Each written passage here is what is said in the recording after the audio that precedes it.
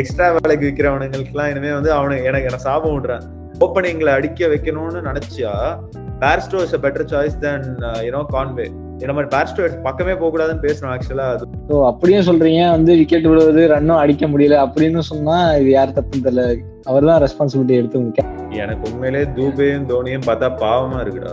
ஏன்னா இவங்க மட்டும்தான் அடிக்கணும்ட்டும் தெரியுது. அவங்க அந்த ப்ரெஷர்லயே வராங்க. Welcome to cric master channel. நம்ம என்னமோ கதறிட்டு இருக்கோம் மாத்துங்கன்ட்டு. நம்ம ஆளுங்க ஒரு லெவலுக்கு மீறி போய் மியூசிக்கல்ல வச்சார் விளாண்டு இருக்காங்க 11th. என்ன நடக்குதுன்னே புரியல. திடீர்னு ஒருத்தன் வரான் போறான். லியோவை பார்க்கணும்னு சொன்ன மாதிரி கான்வே பார்க்கணும்னாங்க. எனக்கு தெரியல கான்வேவும் எப்போ கடைசியாக ஃபார்ம்ல இருந்தாருன்னு தெரியல. இன்டர்நேஷனலே அவரை எடுக்கலாமா வேணாமனு யோசிச்சுட்டு இருக்காங்க. திருப்பாதி வந்து முத பாலே டக் அவுட் ஆகிட்டு போறதுக்கு பதிலாக இவர் சிங்கிளா தட்டி ஒரு 10 பால் பிடிச்சி 10 ரன் எடுத்து கொடுப்பாரு. மேபி அவங்க ருத்ராஜ் கூட ஓப்பன் பண்ணியிருந்தா கூட ஒரு நியாயம் இருக்குது, ரைட் லெஃப்ட்ன்ட்டு. ருத்ராஜ் ஏன் ஓப்பனிங் வர மாட்டேங்காரு அப்படிங்கிறது எனக்கு தெரியல. இன்னொன்று என்னன்னா, எதுக்கு முகேஷ் சௌத்ரி? ஆல்ரெடி நம்மளுக்கு லெஃப்ட் ஆர்ம் பேசர் வந்து கலீல் அகமது இருக்காப்ல. நம்ம முன்னாடி பேசிட்டு இருந்த மாதிரி அன்சுல் கம்போஜ் எடுத்துட்டு வந்திருக்கலாம். எதுக்கு அவங்க முகேஷ் சௌத்ரிக்கு போனாங்க அப்படிங்கிறது தெரியல. அன்சுல் கம்போஜால பேட்டிங் எபிலிட்டி இருக்குனாங்க. ஆனால் தெரியல நம்ம தப்பா இல்லை நம்ம பிச்சு தப்பா என்னன்னே தெரியல. நம்ம பிச்சில் வர மற்ற டீம் பேட்ஸ்மேன்லாம் நல்லா அடிக்காங்க, நம்ம டீம் பேட்ஸ்மேன் மட்டும் திணறிட்டே இருக்காங்க. இது யார் தப்புன்னு எனக்கு தெரியல. ஆக்சுவலா நீங்க சொன்னது கரெக்ட் தான். இப்ப நானும் ருத்ராஜ் கான்வே தான் ஓப்பனிங் இறங்கணும்னு நினைச்சேன். ஏன்னு நினைச்சேன்னா இப்ப இந்த மேட்ச் போஸ்ட் ப்ரெசன்டேஷன் கூட பார்த்தோம். அது வந்து ருத்ராஜ் வந்து கேட்டாங்க, இந்த மாதிரி ரவிசாஸ்திரி வந்து கேட்டாரு, பவர் பிளேலாம் உங்களுக்கு நிறைய ஃபிளாஸ் இருக்க மாதிரி இருக்கு, அதை பத்தி என்ன நினைக்கிறீங்க அப்படின்னு கேட்டது. என்ன சொல்றாருன்னா, we don't want to lose quick wickets அப்படின்னு சொன்னான். அது ஒரு விக்கெட் விழுந்துருது ஸ்டார்டிங்லேயே. எல்லா மேட்ச்லயும் எங்களுக்கு முதல் ஓவரில் நான் 2வது ஓவரில் விக்கெட் விழுந்துருது. இன்னொருத்தவன் வந்து இன்னொரு விக்கெட் 2வது விக்கெட்டு பவர் பிளேக்குள்ள விழுந்துடக்கூடாதுன்னு பார்த்தோம்னா அட் த சேம் டைம் வந்து எங்களுக்கு ரன்னு வரணும். ஸோ அந்த டைம்ல தான் நாங்கள் அவசரப்பட்டு விக்கெட் விட்டுறோம்னு தோணுது. அப்படி சொல்றீங்கன்னா நீங்க தான் ஓப்பனிங் இறங்கி நீங்க தான் அந்த விக்கெட் ஸ்டாண்ட் பண்ணணும். ஸோ அப்படியும் சொல்றீங்க வந்து விக்கெட் விடுவது ரன்னும் அடிக்க முடியல அப்படின்னு சொன்னா இது யார் தப்புன்னு தெரியல. அவர் தான் ரெஸ்பான்சிபிலிட்டி எடுத்து. கேப்டன் அவர் தான் பேட்டிங் பொசிஷன்லாம் அவர் தான் டிஃபைன் பண்றாரு. 150 to 160 தான் எங்க லிமிட். அதுக்கு மேல இவங்களால எதுவுமே பண்ண முடியாதுன்னு நம்ம பேசணும். கரெக்டா 158 தான் அடிச்சாங்க நம்ம ஆளுங்க. இன்ட்ரெஸ்டிங்கா நிறைய நியூஸ் பார்த்தேன்டா ஆக்சுவலா. இன்னைக்கு என்னன்னா 180 அடிச்சிட்டாங்க. டே நீங்க எவ்வளவு வேணா அடிங்கடா, 160 தான் எங்க டார்கெட் அப்படின்னு ஒருத்தன் போட்டிருந்தான். அது நானும் பார்த்தேன். 180 அடிச்சிட்டீங்களா, சூப்பர், கங்க்ராச்சுலேஷன்ஸ், நீங்க தான் வின்னர் அப்படின்ட்டு டிக்ளேர் பண்ற மாதிரிலாம் மீம் பார்த்தேன். ஒரு இன்டென்டே காட்ட முடியாது. விஜய் சங்கர் ஆக்சுவலா நிறைய ட்ரை பண்ணா, 6 அடிக்கலாமா இல்லை 4 அடிக்கலாமான்னு ட்ரை பண்ணா, அவன் இன்ஃபீல்ட் கிளியர் பண்றதே பெரிய போராட்டமா இருந்தது.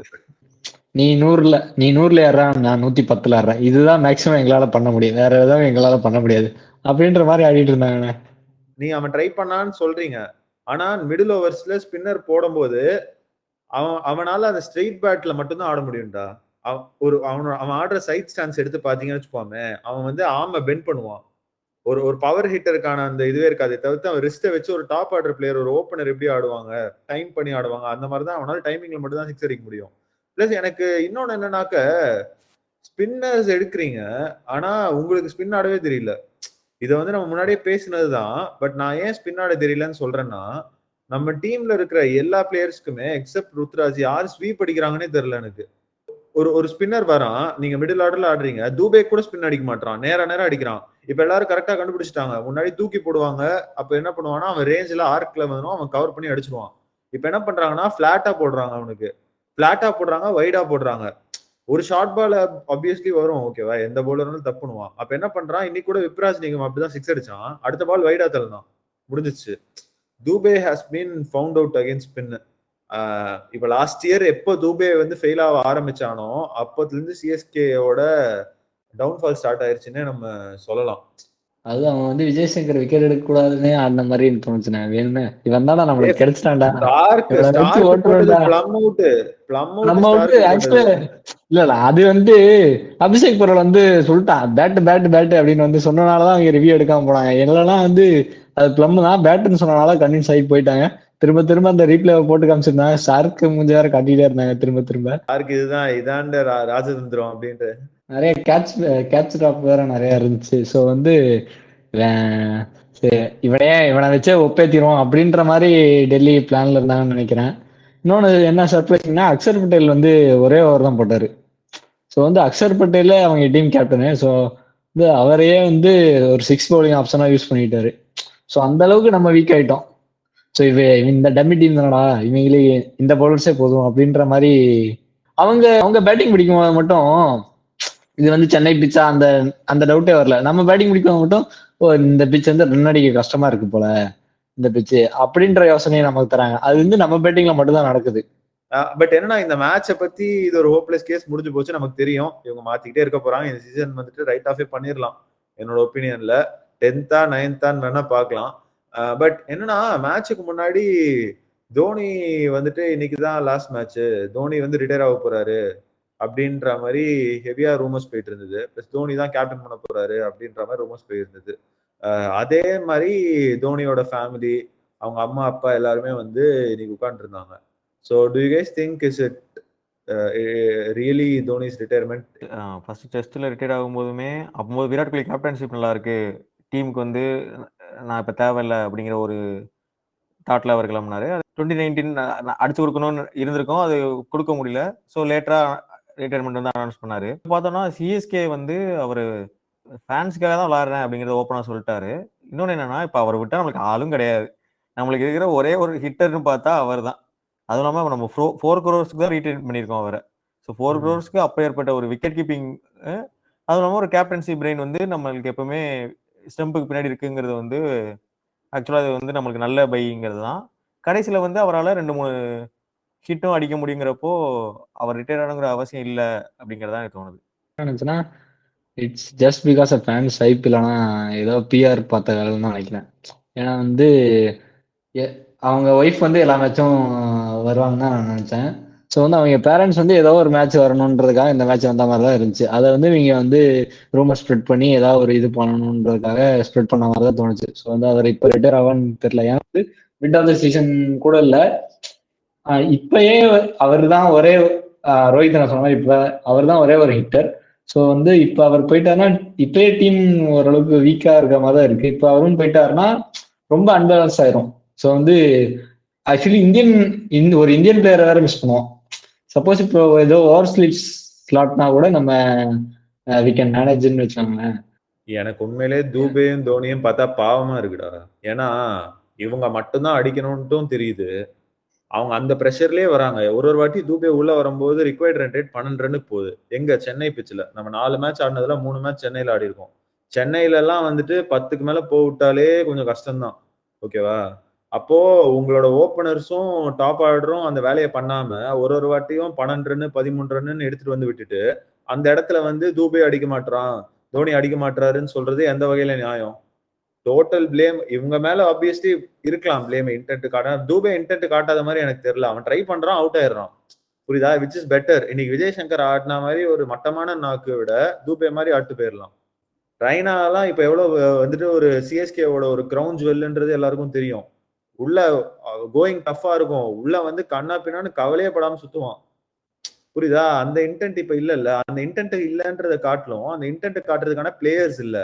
குவாலிட்டி இருந்தா அந்த குவாலிட்டி வந்துட்டு நீ பேக் பண்ணலாம். நீங்க குவாலிட்டி இல்லாத பிளேயர் எடுத்துட்டு 2010 மாதிரி நாங்க கம்பேக் கொடுப்போம், கம்பேக் சூப்பர் கிங்ஸ்னாக்க என்ன அர்த்தம்? கோ பேக் சூப்பர் கிங்ஸ் கத்திட்டு இருக்காங்க எல்லாம். அதான் நம்ம வந்து இப்ப இன்டென்ட் இல்லாத பிளேயர்ஸுக்கு வந்து நம்ம ஆக்ஷன் மிஸ்டேக் ஏதோ அப்படிங்கிறது எனக்கு இப்பதான் கொஞ்சம் ரிலேஸ் ஆகுது. ஏன்னா நம்ம வந்து சுரேஷ் ரெய்னா வந்து நம்ம தலைக்கு எடுத்து சின்ன தலை அப்படின்னு பார்த்துட்டு இருந்த ஒரு ஆளு, அவரே நம்ம வந்து ஆக்ஷன்ல வந்து எடுக்கல, ஃபார்ம் இல்லை அப்படிங்கிற காரணத்தினால. ஸோ நம்ம சென்டிமெண்ட் வைஸா போகல. எனக்கு என்ன இப்ப சர்ப்ரைசிங்கா இருக்குன்னா அஸ்வின், சாம் கரன் இந்த மாதிரி பிளேயர்ஸ் எல்லாம் மறுபடியும் எடுத்தாங்க. அஸ்வின்லாம் 9.7 crores கொடுத்து எடுத்தாங்க. Already Jadeja retired international player, அவருக்கு வந்து 18 crores கொடுத்து எடுத்திருக்காங்க, ரீட்டைன் பண்ணியிருக்காங்க. ஸோ இப்போ ரிட்டையர்டு பிளேயர்ஸுக்கு இந்த அளவுக்கு நம்ம போகணுமா அப்படிங்கிறது தான் இப்போ அங்கே நம்ம மிஸ்டேக் பண்ணதுனால தான் இப்போ இன்டென்ட் காட்டக்கூடிய ஒரு ஹிட்டர் வந்து நம்மளுக்கு இல்லையோ அப்படிங்கிற மாதிரி எனக்கு ஃபீல் ஆகுது. நம்ம ஜடேஜா வந்துட்டு ஒரு 18 crore பிளேயர்னு சொல்றோம்னாக்க அந்த பிளேயர் வந்துட்டு ஏதாவது ஒரு விதத்துல லாக்கினா இருக்கணும் நமக்கு. இப்போ ரஷித் கான் இந்த வாட்டி நல்லா ஆடல, ஆனா 15 கோடி ரஷித் கான் இருக்கான்னாக்க ரஷித் கான் 4 ஓவர்ல 30 ரன் தான் போடுவான். இப்ப கிளாசனுக்கு 23 கோடி கொடுக்குறாங்கன்னா கிளாசன் உள்ள வந்தா 200ல இருந்து 250 ஸ்ட்ரைக் ரேட் ஆடுவான். பூரான் அதே தான் பண்ணிட்டு இருக்கான், 200 250 ஸ்ட்ரைக் ரேட். கரெக்டா?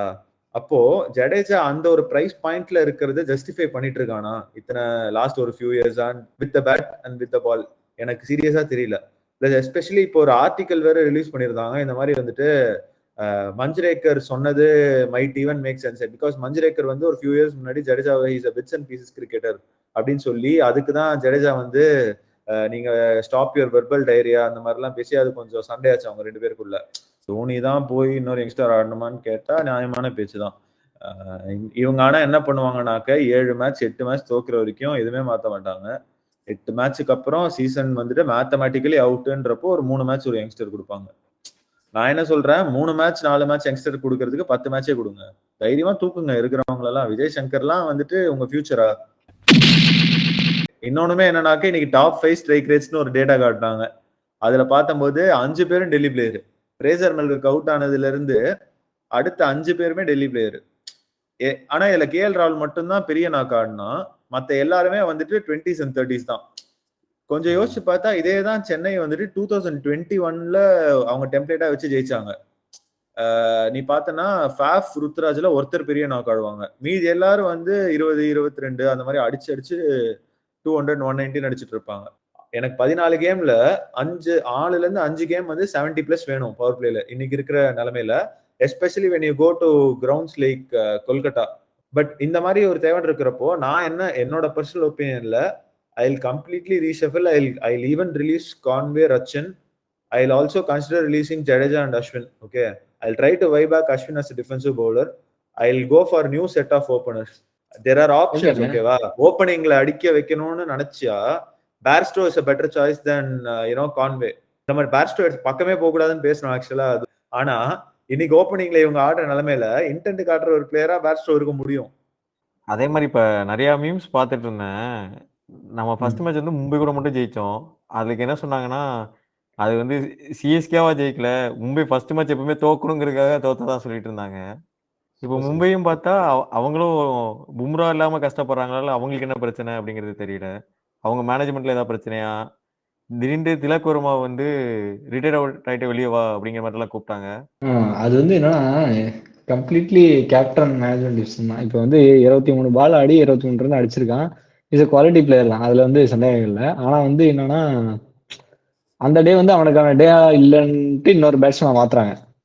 ஸோ வந்து ஆனா என்னன்னா சாண்ட்னர் வந்து அதுக்கு ஈடு கொடுத்து ஆடுவானான்றது ஒரு சந்தேகம். சார் அப்படியே சாண்ட்னர் வேற ஹோப் வைக்கிறான். இன்னொன்னு என்னன்னா இப்போ 3 பாலுக்கு 13 ரன் அடிக்கும். அப்போ வந்து பேட்ல படுது ஹர்திக் பாண்டியாவுக்கு. அப்போ சிங்கிள் எடுத்திருந்தா 2 பாலுக்கு 2 6 அடிச்சா டிரான்ற மாதிரி வந்துட்டு இருக்கும்.